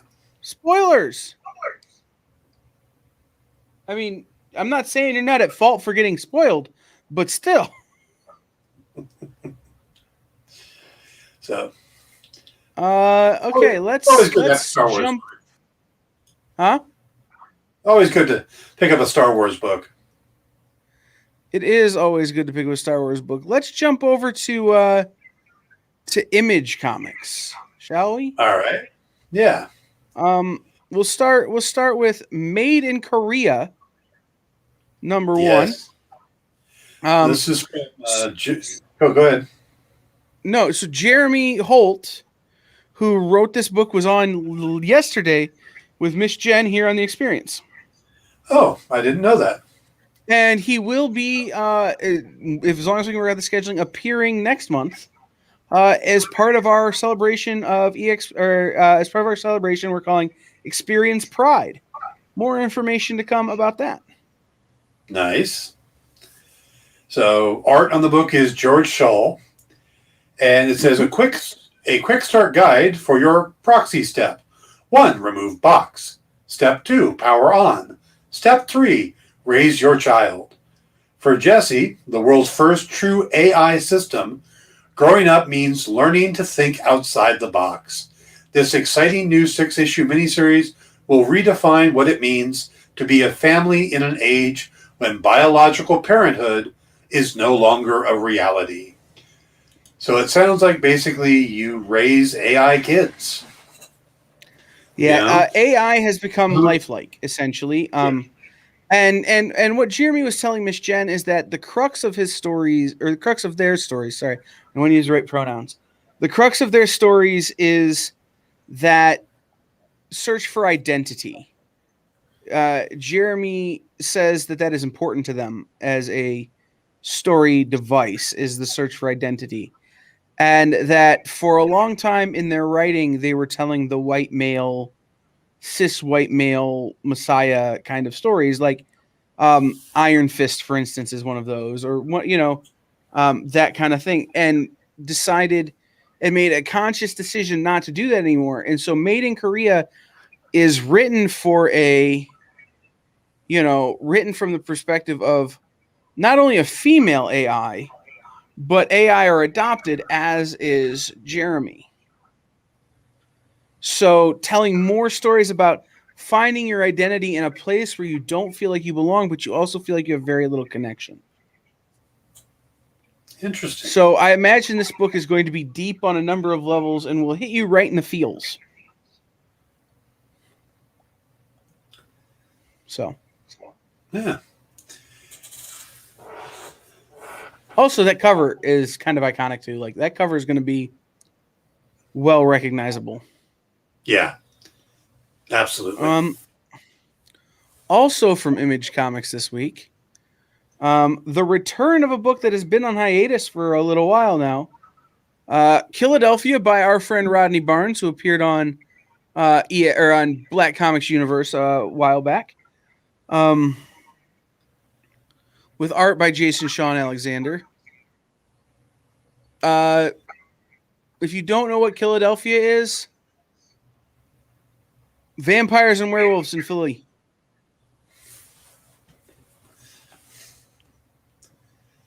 Right? I mean, yeah. You don't really know. The vampire queen is Abigail Adams. Do they put whiz on their blood? No, but they do put it on their cheesesteaks. Even in the 1700s, they put whiz on their cheesesteaks. Also, if anybody out there is from Philly or the greater Philadelphia area and wants to ship us some Wawa soft pretzels with cheese, message the experience and let us know. We will take them. I've missed going to Philadelphia for conventions just to go to Wawa. I've never missed a town for a carryout, but I miss it for that. There you go. That's so tell me about the joke. Of vampires in Philadelphia. It's set around the Revolution, but it's vampires in Philadelphia. Like, Philadelphia is the seat of all that is America at this point. But as it turns out, the power structure is from the vampires. The Adamses, the Jeffersons, the Washingtonses are vampires. The showdown between the undead detective, James Sangster Jr. versus Vampire Queen Abigail Adams and her legion reaches a fever pitch that Abigail has killed his son. But revenge comes even more complicated as dark figures from the past have emerged with and even more shocking surprises that you never saw coming on Earth. Look, written by Rodney Barnes, who wrote Marvel's Runaways, and he wrote American Gods, and he wrote on the Boondocks, and he's written on all these great shows. He's taking Philadelphia and turning it into something completely new. But Abigail never went to Philadelphia. She stayed in Boston while John went to Philadelphia. That didn't work as well. I will say this. You don't know where Vampire Abigail Adams went, Dan Wickline. Okay, fair enough. Fair enough. If Abraham Lincoln was actually a vampire hunter, Vampire Abigail Adams could have flown back and forth without anybody noticing. All right. Okay. I just remember the letters between John and Abigail going back and forth while they were trying to sign the Declaration of Independence and trying to get him to clarify, and her wanting him to come home, and all the kids were sick, and him trying to get her to get the women to make saltpeter. You ever think maybe they were sick because at night she was flying to Philadelphia to, I don't know, feed on the undead? Maybe they needed blood. Why wouldn't she just feed on the undead in Boston? Because more power in Philadelphia at the time. Okay. I honestly don't know. Maybe she was using her vampiric powers to convince the rest of the Continental Congress to vote for independence because that's what her husband wanted. All I know is every time I think about John Adams now, I think about what's his name? Paul Giamatti? Yes. And I see John Adams' voice with Paul Giamatti's lines from things like Sideways and American Splendor and I think of John Adams, I think of William Daniels, the guy that voiced Kit on Knight Rider. Because my experience with that goes back to 1776 with him and Ken Howard as Thomas Jefferson and Howard Da Silva as Ben Franklin. Sure. But like I said, in my mind, I just see him as John Adams saying lines from movies that aren't John Adams. I can see that. You hear him telling Benjamin Braddock from Cinderella Man stuff in that wig and that look. It's pretty great. Maybe that wig and look in underrated movie. Rhino costume. He's got the wig and stuff on in the Rhino costume in Spider-Man 2. Or Amazing Spider-Man 2. Yeah, I get behind that. All right. Also from Image, Shadecraft number 3. So the big turn in this book, and the reason that I keep bringing it up, is that this is a story of a teenage girl who's trying to figure out what is happening in her life. First 2 issues, you really do get the vibe that the shadows are attacking her. Turns out she's doing what every teenage girl does, and that's throw shade. The shadows emanate from her. Zadie has discovered the source of the shadows and that they can be controlled. Dare she try and wield this incredible power? Hell yes! She dares. And she's damn good at it, too. But when someone Zadie cares about ends up in danger because of her, the fun and games become a matter of life or death. It's all fun and games until you kill someone with your superpowers. Is that a Dale Keown cover? That is Lee Garbett. Huh. There is also a Jimmy Chung and a Jay Lee variant. That face looks like a Dale Keown face. It does. It very much does. Yeah. All right. Okay. All right. We've got a couple of other non-DC or non-Marvel books here. One more Image book. I'm just going to keep bringing this up until everyone in the world is reading it because it's that good. 2 Moons number 4. The Iron Noose Part 4. Virgil is back in the custody of the Union Army, desperately trying to convince Francis he's not a monster. And then the real monsters show up. They're not writing a ton of information in these solicits for these books, and I think that's hurting this book's sales. That being said, this book is nothing but twists and turns and twists and turns, and it's exploring a part of American mythology that is not often explored, especially in the comic book realm, which is American Native mythology. So the Native American mythology, as it surrounds this part of the world, the Midwest, and at this time during the Civil War when there's such upheaval, it's a really interesting look at stories you maybe aren't that familiar with, or maybe just a little bit familiar with. But it's a fun read. If you like to be creeped out and have nightmares. Cool. Also, not Marvel, because we're going to do Marvel last. Modern Frankenstein, number 2 from Heavy Metal. Paul Cornell, Emma Vicelli, Pippa Boland.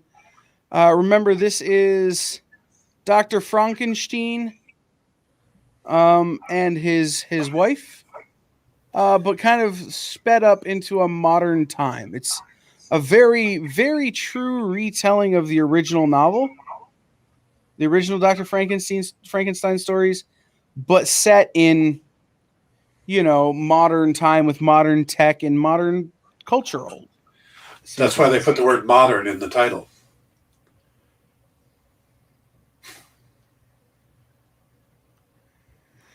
It's true, though.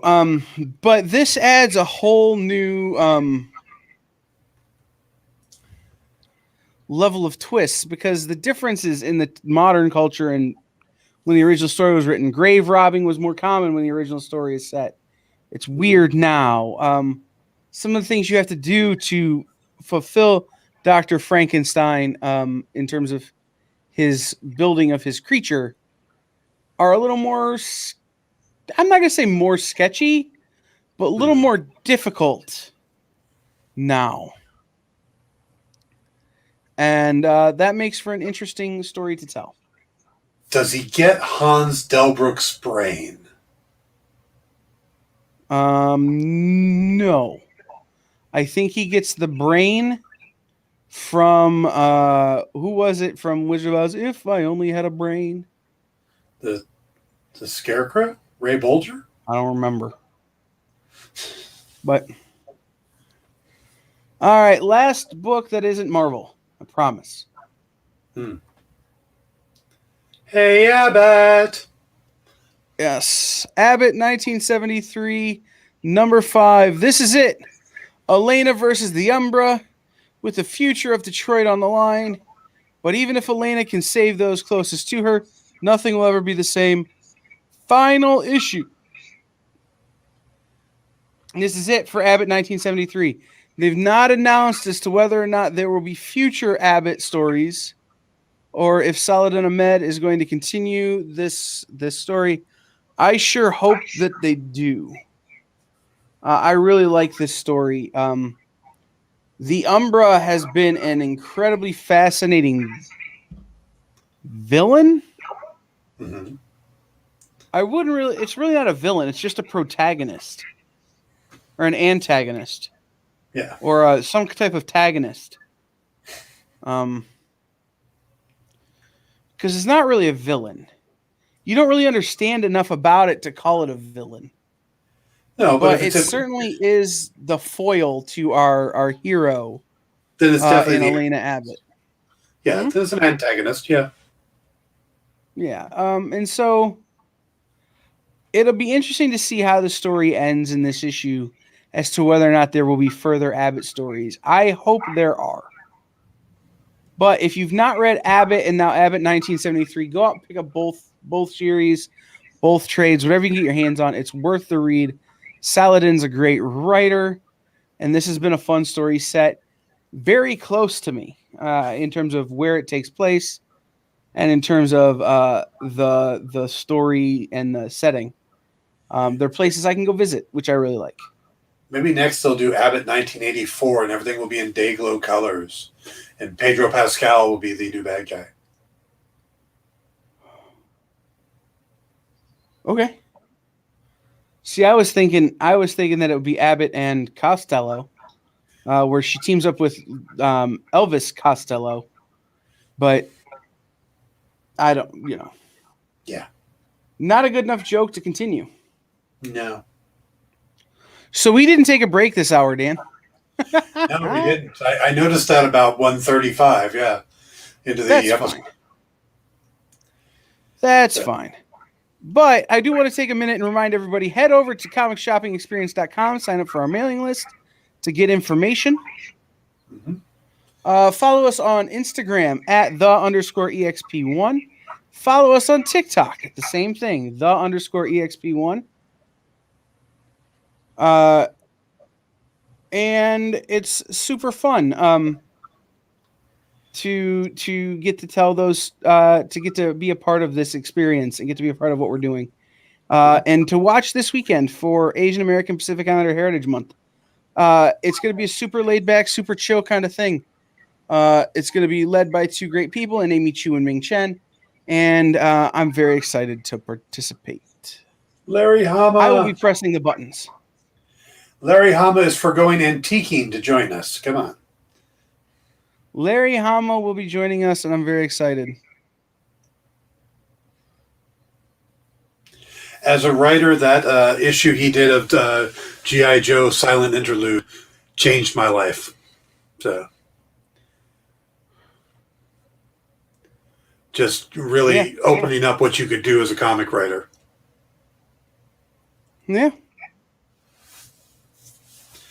Yeah. I Snake Eyes. Snake Eyes.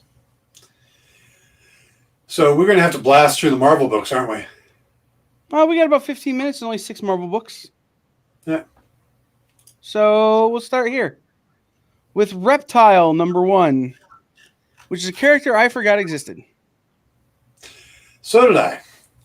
Reptile on the brink of extinction. In the wake of Kamala's law and his grandfather's worsening health, Humberto Lopez, a.k.a. Reptile, has taken a step back from crime fighting to refocus on his family. Perhaps it's a sign that he should give up on becoming a hero and finally come to terms with his parents' mysterious disappearance. Or perhaps not. When a mysterious figure ambushes Humberto, what unravels will shake the core of everything Humberto thought he knew about his past and will either change the course of his future or end it forever. So this is Terry Bloss and Enid Blood. And this is a fun Marvel character that we don't get to see very much. So, Reptile. Absolutely. I don't remember ever reading a Reptile story before. I'm sure I have, but it'll be interesting to jump in on one. Yeah. We have one non-Marvel book that we forgot, but we'll get to that last. Okay. Magneto and the Mutant Force, part of Heroes Reborn. Yes. The Heroes Reborn thing is going big time, and Magneto and the Future Force is from Steve Orlando and Bernard Chang. Can Magneto resurrect hope for mutant kind before it's too late? Years ago, Magneto and Professor X led Earth's mutants in a final push for independence against the Squadron Supreme of America. What followed was the Squadron's mutant massacre, a violent rebuttal that left mutant kind forever wounded and Xavier dead. Or so Magneto thought. Years later, Magneto discovers Xavier clinging to life in the astral plane and gathers his allies for a first of its kind rescue mission. Too bad the same mission put the mutant force back on the Squadron's radar. Failure means the last gasp of mutant kind, but success means the first breath of something even more elusive to the mutants: hope.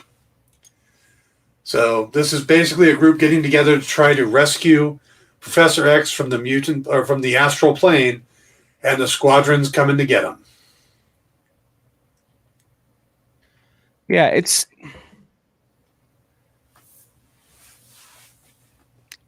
I don't know how I feel about this story, about this whole event. Okay, welcome. The more I read of it, the more I'm like, I don't like it. I'm not okay. This is not the Marvel Universe I know and love. Stop messing with it. It's an Elseworld. It's gonna No, it 100% is, and I can recognize and respect that. But every time I read it, it's like when somebody changes their hair color. Yeah. It takes you a while to get used to, and it's not. I don't like it, except that I really am enjoying the story arc. So it's one of those. It's like it just makes me uncomfortable. Yeah, I think it's supposed to. I think that's the whole purpose of it. But there are 2 more Heroes Reborn stories this week. Siege Society #1. Yep, Siege Society #1. Cody Ziegler and Paco Medina. Black Widow and Hawkeye lead an assault on the Squadron. After the Civil War that split the Squadron Supreme in half, Nighthawk formed his own squadron in Europe. But not all of Europe is okay with it. Baron Zemo has put together his own team to take them down. Who's on this team? Well, it's Natasha Romanoff, Clint Barton, Scott Lang, and Victor Creed. And they say the Squadron doesn't stand a chance. So Black Widow, Ant-Man, Hawkeye, and Sabretooth with Baron Zemo. And that looks like what? Silver Witch is what they're calling her? Yes. So, and they're going to go up against the European Squadron, or a Squadron of Europe, led by Nighthawk. Speaking of squadrons, Young Squadron. Yeah, Jim Zub, who I'm a big fan of, and Steve Cummings. Squadron Supreme America have taken root in the hearts and mind of all, but none more so than a trio of youthful champions who call themselves the Young Squadron. Kid Spectrum, Sam Alexander, Girl Power, Kamala Khan, and the all-new Falcon, Miles Morales, are here to fight for truth, justice, and the American flag. Or are they? Beneath the flashy facade of colorful adventures, something grim is stirring. And Deadpool is determined to bring it to light. So you've got Miles Morales, Kamala Khan, and Nova Sam Alexander in new guises, and somehow Deadpool's involved.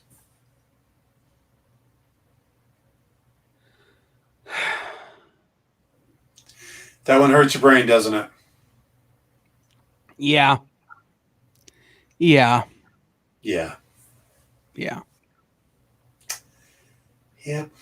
It's okay. You can lay down. I'm just not okay. Maybe the last book on the list will help you out. This one will help me because it's Kurt More Busiek. classic. Kurt Busiek and Yildiray. I don't want to slaughter his name. Yildiray Sinar. Yeah.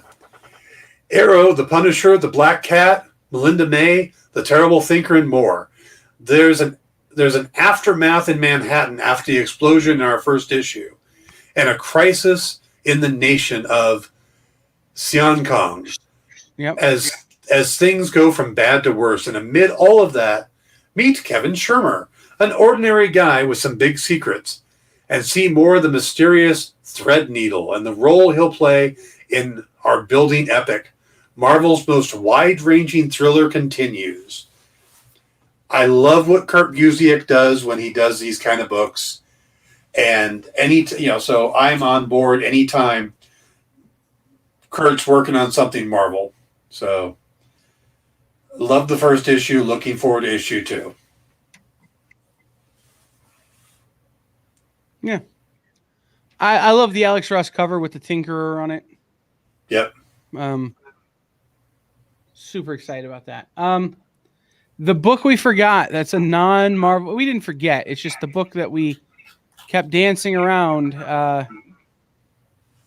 doing our non-Marvel stuff because we're going to do Marvel last. We're going to do it last now. It's from our friends over there at Zenoscope. So Comics. we did go alphabetically if we're ending with Z. So works out for me. Yep, this is the Neverland Annual for 2021. Now, I'm very familiar with Neverland. I got to dive in and play in this universe a little bit. Neverland is a realm filled with terror and gripping action and adventure, whether it's vicious pirate battles and flying ships, or whole islands filled with giant man-eating killer crocs. One person, Nathan Cross, or as we know him, Captain Hook, or Hook, knows the horrors too well. Haunted since childhood by the cursed land, he had thought to have escaped his nightmares, but now, back in the place he never wanted to see again. He is searching for a way to save someone he cares about. Will he be able to hang on to hope, or even the last shred of his humanity? Or will this world finish what it started so many years ago? This is what Zenoscope is doing. One-shots, annuals, miniseries. Hook is a great character. It's flipped from the Peter Pan story we know. Peter's the bad guy. Hook is the good guy. He comes across a bit like John McClane at least when I wrote him, and I know that's kind of been the motif. He's a great character, and I love seeing him going back to Neverland. The new design of him, I haven't seen this design before, but it looks really cool. An Iron Man vibe. It does. Has a very big Iron Man vibe. I love this Gun character. for a hand instead of a hook. Yep. He's got an interchangeable hand. It does different things. So it's kind of a tech. So it does have an Iron Man vibe. Mm-hmm. And it's a fun character. So if you're looking for a one shot to pick up and kind of get, and it's Joe Bruscia writing it. Joe and Ralph are the driving force through most of the stories. They plotted out most of the Zenescope books over the years. So if you're looking for something fun to pick up with a bit of a fairy tale twinge, check out Neverland Annual 2021. Absolutely, and we don't really have time to load them up, but there's an Edgar Salazar variant and a Sun Kumanaki variant that are both very cool. Yeah. And keep in mind, most of the artists we see now working at Marvel, and before that they worked at Dynamite and IDW and stuff, they start off at a company like Zenescope, and Zenescope hires a lot of these guys. They go them on covers, they put them on interiors. This is where you see the burgeoning new artists that are going to be taking over the bigger books later on down the line. This is where they get their first step in the industry. Yeah, absolutely. So, with our last minute or two left, Dan, remind people where they can see you here on The Experience on your own channel. I have the Dan Wickline Show. It runs Tuesday and Wednesday at 5 p.m. Eastern, 2 p.m. Pacific here on The Experience. Then there's a third episode on Thursdays, but we end the night on that one. That's 9 p.m. Eastern, 6 p.m. Pacific. Also, on Saturday is my show Pop Go the Writers, which is a re-airing of the show I do on my own network. But myself and Paul Story, we do a lot of breakdowns of the geek culture. Though this particular Saturday, we should be doing our classic TV special, where I'm joined by Irene Adler, and we're going to be breaking down season 2 of the classic TV series Mannix. So that's where you can find me. All right. And then make sure you go over to comicshoppingexperience.com. Sign up for the mailing list. Follow us on Instagram at @the_EXP1. Follow us on TikTok at @the_EXP1. Follow us on Twitch, Twitter, Facebook, YouTube. Hit subscribe, hit like, click the bell, all the things. Yeah. And tune in this weekend for AAPI Heritage Month. And if you live anywhere near Kyle, just follow him. Whenever he comes out of his house, just follow him. Yeah, don't do that. Yes, do that. You're likely to get stabbed. No, he doesn't carry I live knives. in not a great neighborhood, Dan. You're likely to get stabbed. Okay, don't follow Kyle. Unless he's going to the comic shop, and then go to the comic shop and spend lots of money. Right, or the grocery store. I will not steer you wrong going to the grocery store either. So, yeah. But we will see everybody next week here on In Stores This Week. Stay tuned for all the great stuff here on The Experience. We will see everybody next time. Peace. Bye. Only on The Experience this weekend, Asian American Pacific Islander Heritage Month, with hosts Amy Chu and Ming Chen. Tune in Saturday and Sunday for great conversations with great creators and a celebration of the heritage that these creators have brought to comics. Saturday and Sunday, only on The Experience.